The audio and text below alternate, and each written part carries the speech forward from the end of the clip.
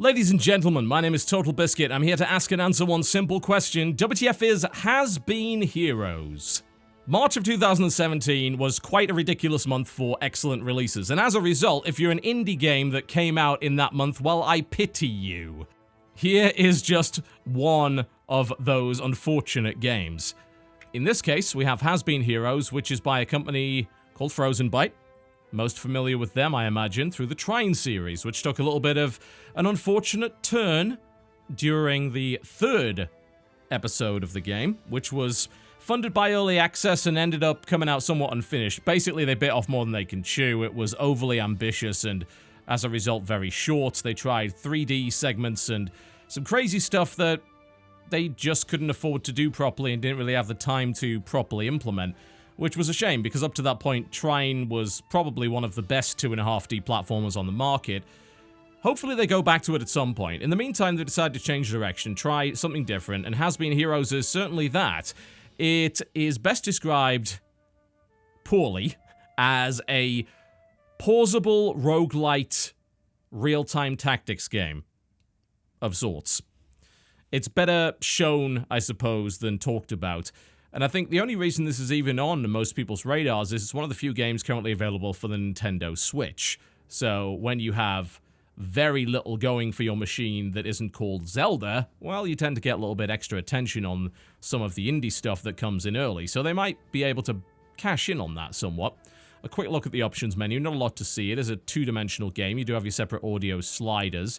I have to say the music is not exactly anything to write home about, which is unfortunate because Trine had both great sound design, excellent narration, of course. The narrator does make his return here, although in a somewhat limited role compared to Trine. But the music is pretty generic, honestly. Best to describe it as nothing to write home about, nothing that immediately sticks out as being worth listening to on its own. Resolution options, low quality textures if for some reason you need it. I can't imagine why you would. You need a very, very low spec machine to not be able to handle that. And a couple of language options when it comes to text. I'm not sure if they actually implemented other audio languages. They actually did, surprisingly. That's a lot of audio languages. That said, there's very little voice acting in this game, so can't imagine that's going to be too tricky. I'll put subtitles on just for you in case. Now, I was mentioning that this had rogue-lite elements, and that's mostly in terms of its progression. If you want to associate gameplay with something, then you're going to have a hard time. If you throw something like Nuclear Throne or Binding of Isaac or Enter the Gungeon into the mix, this game is like none of those things, but it does borrow progression as well as the randomized node-based exploration from certain titles. A little bit of FTL thrown in there for good measure, and of course focused on unlocking a ton of stuff through multiple fairly short runs. This is what I've unlocked so far. I actually put a lot more time into it than I thought. I was going to play about an hour of it. I ended up doing 4. It's relatively compelling. I've done 6 runs. I've only technically won one of them. And the runs get harder to win as you continue to beat the certain runs that they put in front of you. Now, beating a run gets you a ton of unlocks. And when I say a ton of unlocks, I mean the last time and the only time I ever beat a run, I got 82 unlocks, which is kind of ridiculous. And those unlocks consist of spells. Look at how many spells there are. Items. Yeah, there's a lot of those too. Enemy types. Tons of them. Different crossroad events. Regions. And, of course, different endings which are available too. Now, as you unlock things, you'll also get heroes. These so-called has-been heroes that I believe are named that way because they're dead. You know, they're the souls of heroes that flat out failed but were brought back to try and defeat some overarching evil. The story is fairly threadbare, I will say, so if you're going in for that, then you'll be disappointed. But you will eventually unlock these heroes, and they are part of 3 different classes. The Rogue, of which there are 4 of them. You start off with this one, who's the main character. There are a bunch of support dudes. Quite a lot, 16 in total, and 16 of these warriors. I've only unlocked a single support person up to this point. It does seem like the hero unlocks are fairly slow.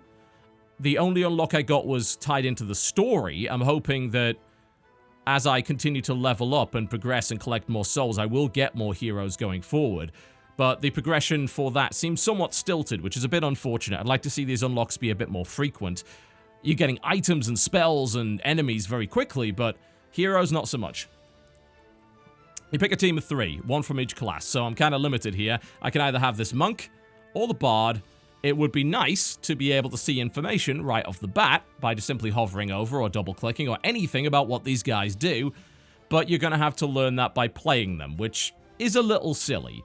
I understand the rogue-lite obsession with mystery items and not knowing what an item or spell does until you pick it up, but these are things I've unlocked, and I have information about those, and yet, for some stupid reason, it doesn't give me hero info. That's silly. I remember what they do, because I've played with them, but really, it's just a bit of inconsistency there with information. Alright, let's dive in and do a little bit of a run, and we'll talk a little bit about how this plays, because as I said, it's rather hard to explain. So you'll be thrown into a somewhat randomly generated run. It's got a couple of different terrain types. This is the snowy forest. And your team of 3 is also accompanied by 2 princesses, for some reason. The story's, like I said, a bit threadbare, but it involves your has-been heroes trying to get them to boarding school or whatever, and then crazy stuff happens, and demons and everything. And these 2 act as these little support characters that collect the souls of dead enemies and allow you to charge up these orbs to get free spell casts. Now, each of these heroes has a different set of abilities, and they start off with a default set of equipment, and these card slots right here. These card slots can be filled with spells. The more spells you gather, the more buffs you unlock. So you can choose to spread your spells out across multiple classes, which is often a good idea, or invest purely in one. A support class, more often than not, will have a lot more bonuses related to spells, and you probably should put your spells on there. And usually the items that they start with also bind into the spells and give them various benefits. Items you can collect on the way will obviously do that too, and each of these guys starts with a single default spell. The Bard with basic damage, elemental water type. The Warrior gets a Hot Potato, which is a stun and a burn with area of effect, and Rogue gets Double Strike, which is a buff that can be applied to anybody, and you can even stack it multiple times. So there are various viable builds that you're probably already figuring out here, and a lot of roguelite games are focused on the idea of builds and trying to adapt on the fly with the various randomly generated items. You're going to notice a lot of these themes coming back in as I go through this run, and honestly, it is going to very much determine whether or not you enjoy a game like this.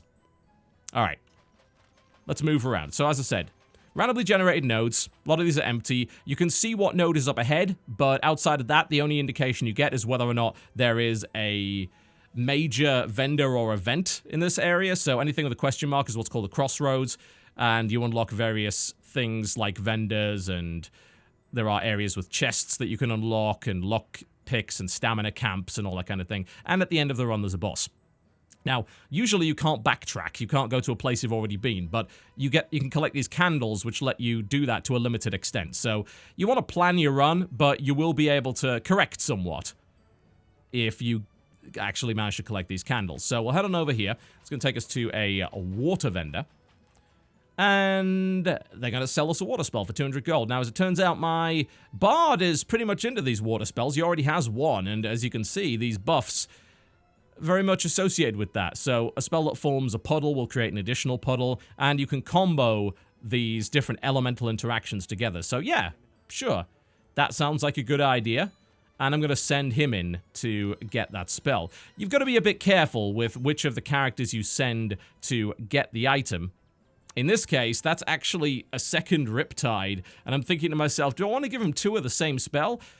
Well, weirdly enough, maybe I do, because maybe I then stack him full of spell damage and buffs to this element. So even getting a second copy of this would actually be pretty good. Plus, it also activates the bonus in this slot here. Now, one thing to bear in mind is that once you have assigned a piece of equipment or a spell, you can't move it. So you have to be a little bit careful. And the controls in this game make that somewhat clunky, and at least early on, you are prone, most likely, to making mistakes, because this game is based on the idea of lanes and swapping characters between lanes, like this. And you'll see how relevant that is during the combat. That's the main mechanic of the game. That's the main sort of gimmick. Swapping characters in combat to do combos and do optimal damage. Now, when you're collecting items, you also have to swap into the right lane before selecting that item. If you make a mistake and have the wrong person in the lane, well, they're stuck with that item for the rest of the run, so do be careful. And the game doesn't properly explain that early on, so I made the mistake a couple of times before realizing what was going on there. The game's tutorial is, for the most part, reasonable. They give you a very short prologue run, but there are a couple of things that they don't really properly explain. They explain the concept of swapping, but when I played it on launch, it didn't explain that you could only swap characters while their space was unoccupied. You'll see what I mean in a minute, because we're going to get into a fight pretty shortly. These fights are the main meat of the game. Oh, a rare merchant, and a common one as well. Let's head to the rare merchant. We maybe have enough cash for an item. That would be great before getting into a fight. You'll notice there's a battle in the next node, so we can have a look at that. Well, it's 100 gold. I have no idea what it is, because that's a new item. But you can sort of guess by looking at it. So, well, that looks like it might be... It looks like maybe it's something to do with sharpening a weapon or something like that. Maybe I'll give it to my rogue. So I'll swap around. Eventually, once you've picked it up once, you'll know what it is. Very, very standard trappings of a roguelite game. That information obfuscation that some people absolutely despise and some people find to be an exciting element of those games, particularly early on and whenever the game is patched with new mystery items. It's a sharpening stone. It's what I thought it would be. Plus crit chance. Very, very good for this character who already has pretty good crit anyway. So that was a good bet. And each item also gives a base increase to health. Okay, we're going to get into a fight. This is where the main meat of the game is, and this is going to determine pretty much entirely whether or not you enjoy it. All right, pause. So I mentioned earlier it is a real-time tactics game with real-time pause. So you can pause the game and make your decisions, and you're going to be pausing often. After every attack, the game will automatically pause for you, and there's a reason for that. As I mentioned earlier, the game is quite focused on the idea of swapping lanes. So I'm looking at these lanes right here. I'm saying, all right, there's enemies coming towards me at varying speeds. Now, I can attack when my weapon icon is green, and the number of hits is represented right here. This guy does one big strong hit, 2 hits from the bard, fairly weak, and 3 hits from the rogue. Now, the way this game works is that these little green squares right here constitute stamina. Unless you have eliminated the stamina bar of an enemy, they will not take physical damage. So, while it might make sense to send the big guy in and smack this weak guy around, it's not actually going to work. All it's going to do is take a big long swing that will only drain a single stamina bar. So what I want to do is actually swap one of my multi-hit characters into that lane. The first thing I'm going to do here is I'm going to use one of these spells because this is a bomb guy and I want to blow him up right here. And as it turns out, that creates an area of effect and actually stuns this opponent, taking away all of his stamina. So in this case, what I could do is combo together maybe double strike with this guy and go for a double hit, which will eliminate him immediately. Now, as this game is paused and as this character is out of their position, I am able to move another character into this lane, causing a swap to happen. Now, in this case, it's not very useful, but what if I did this? 1, 2, swap, 1, 2, 3. So that enemy had 4 stamina. I needed to break through that stamina and then hit him as hard as I could. Are you starting to see how this works? You know, it's not a complicated system, but it takes a little getting used to. You know, traditionally you'd think, oh, well, I'm just going to attack with my strongest guy, but actually it doesn't really work that way. However, there is a great degree of planning that goes on at the higher level in this game, based on the fact that once you make your way through the stamina bar, the next hit is going to be the damage that they take, and it's going to knock the enemy back and reset their stamina. So you want to do as much damage as possible while their stamina defense is down and they're stunned. Getting the idea. So you combo the swaps with the spells, and the different abilities use the appropriate character to do maximum damage, combo everybody together, and as a result, efficiently take down your opponents. That's the way that it works. And it definitely takes a little bit of practice and getting used to. I haven't played a game like this before. I know that iOS has a few titles which do the whole idea of a lane-based real-time RPG, but I'm not so sure that too many of them have gone for the tactics approach. And there's a surprising amount of hidden depth going on in here. Balancing the various abilities and using your resources in the most efficient way possible, optimization, is the key when it comes to this game. And I have a feeling that some of the people that have looked at it, bearing in mind this game's getting pretty poor reviews at the moment, don't seem to fully understand how it works, or haven't had this mechanic really resonate with them. They haven't found enjoyment in the tactical aspect of this game. Now, for me, I'm not the sort of person that, as a rule, enjoys rogue-lite games, because there is a degree of unfairness associated with a lot of them. The genre has been evolving lately, even if you can even call it a genre. It's more like a set of principles. You know, there are so many different types of game within the rogue-like or rogue-lite umbrella that some people are quite confused by it and think it's a fairly useless term to use. But really, roguelike refers to this idea of variable, randomly generated runs. It relates to the notion of consistent, permanent progression through the acquisition of new items and enemies, keeping, hopefully, the game fresh, as well as unlocking new characters, and having to deal with whatever it is that comes your way, having to adapt your strategy on the fly based on the spells, abilities, and items you get on every run. And that very much applies here, except the gameplay is mostly focused on this pausable lane-based tactics kind of thing, which I haven't really seen an awful lot of. I think that this swappable tactics idea is actually a hell of a lot of fun. And it's really satisfying when you nail it properly. It's great when you combo different spells together, utilize elemental weaknesses, and have timed everything out to perfection, and done this forward planning that has allowed you to optimally destroy your opposition. And yeah, there is a lot of satisfaction to be had in that min-maxing and that optimization. But if you don't optimize properly, the game is, without a doubt, pretty damn tough, and it falls into the same category as many roguelike games in the sense that a run can very much be unfair, and there is a pretty significant variance in difficulty as a direct result of that. Sometimes you can get screwed over. You get the wrong items, you don't get a lot of spells, you end up in fights with combinations of enemies that are difficult to deal with. And the bosses, well, they're very tough. You might be asking, well, how do you lose in this game? I haven't really noticed you talk about that yet. Well, yeah, you're totally right. Because the way that you lose in this game involves a single one of your party members dying. How does that happen? Well, it's sickeningly easy. Once one of the enemies reaches you, they will hit you and take away one or more of your stamina points. And those stamina points do not come back in between fights. The only way to get them back is by finding a stamina camp, and those, again, appear at random. So that's pretty nasty, as you might imagine. Once you're through the stamina, you have a health bar. You can only take a couple of hits. If one of your characters dies, that's it. Game over. Your entire run is done. And when it comes to boss fights in particular, oh yeah, you can get killed. You can...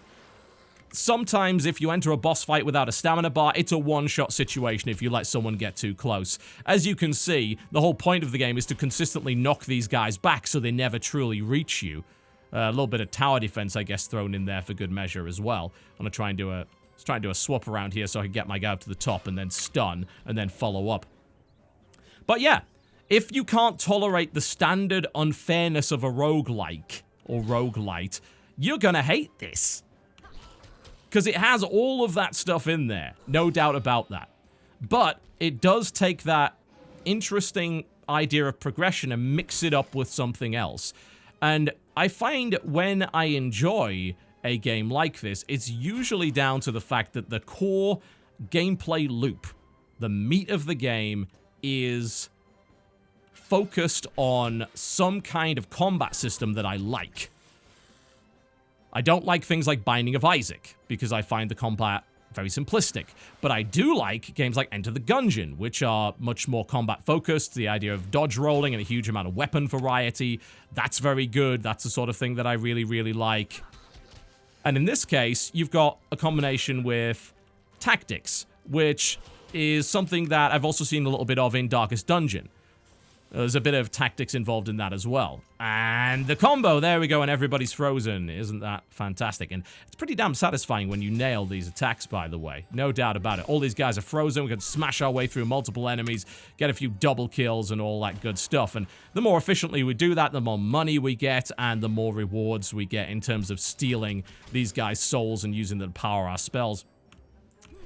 When everything goes to plan, this is a very, very satisfying game for me. With a really interesting combat system that on its surface is quite simple, but in reality ends up being very, very satisfying to play, with a lot of forward planning involved. Knowing the fact that an enemy is going to be airborne so that you'll be able to hit the enemy behind it, and timing out your attacks to make sure you can reach that enemy is a key aspect of play. Using your spells at the correct time, not simply spamming them as soon as they're off cooldown, especially on the higher difficulty levels, is a very, very important aspect of gameplay. And as far as I'm concerned, that makes the game very enjoyable and very satisfying to play. Using the right combination of abilities, getting a really good set of items, which of course is somewhat random, no doubt about it. When it all comes together, when that plan comes together, it's very, very fun to play. But when that plan falls to pieces, when everything's super inefficient, you guys are in the wrong lane and you're struggling to do things correctly, it definitely becomes far less satisfying. And yeah, it is a difficult game. I'm doing this completely wrong right here, for instance, because I really need to follow this up with a big attack. There we go, and that should hopefully get the kill. And that will end the fight before the timer, which gives me a little bit of a bonus. All that kind of thing. So we're going to be going to the cartographer because I don't have a key to unlock that chest yet. So that is exactly how I would describe this game.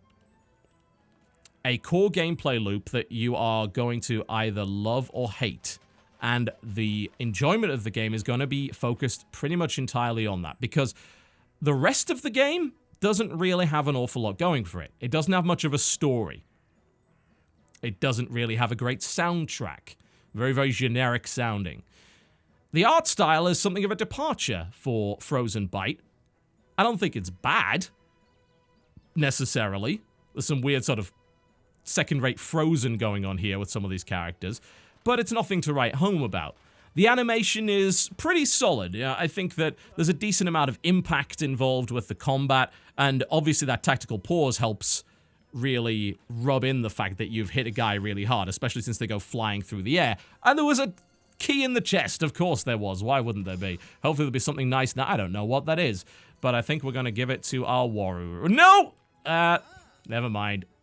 Like I said before, it's so easy to screw that up. As it turns out, that was actually the right move, because it's giving me extra melee damage, but the swapping around could be a little smoother. It's almost like this was actually designed for a touchscreen, and this would run really well on an iOS device or on an Android phone, for instance. Hopefully it comes out on that. I'd play a lot of that, I think, on a mobile device. Although, as I said, the runs could be a little long. I'm going to take you to the first mini-boss to show you what you're dealing with here. But if you enjoy this core tactical battle experience, then the game's got a lot of replayability. The number of unlocks are, frankly, obscene. I mean, there are so very many to deal with, and yeah, it is satisfying to unlock new stuff, and it constantly keeps you on your toes.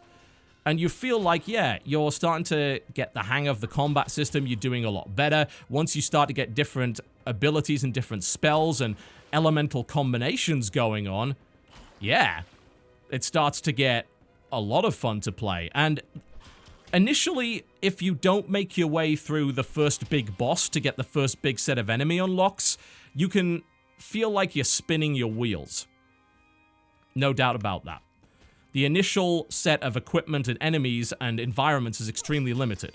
So unless you beat the first big boss, which comes at the end of the second level, then you're going to be feeling like this game is not going anywhere.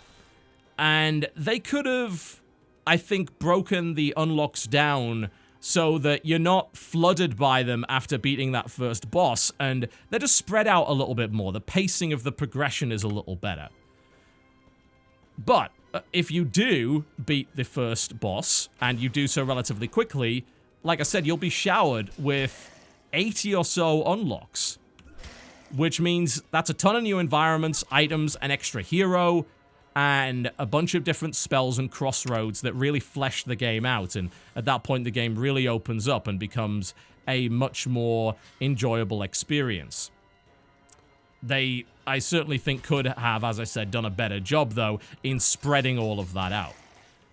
All of that said, though, I am actually having a pretty good time with this. It's a game for a niche audience that already has a certain level of tolerance for the various trappings of rogue-lite progression. On top of that, if you don't enjoy tactics games, which this game is despite its initial look, if you don't enjoy forward thinking and forward planning and the efficient allocation of resources, which is really what you're doing if you look at it. You know, this is resource management. It's cooldown management. It's making sure that you are optimally doing the right things at the right time and not wasting damage and wasting swings and spells on things that aren't going to help you.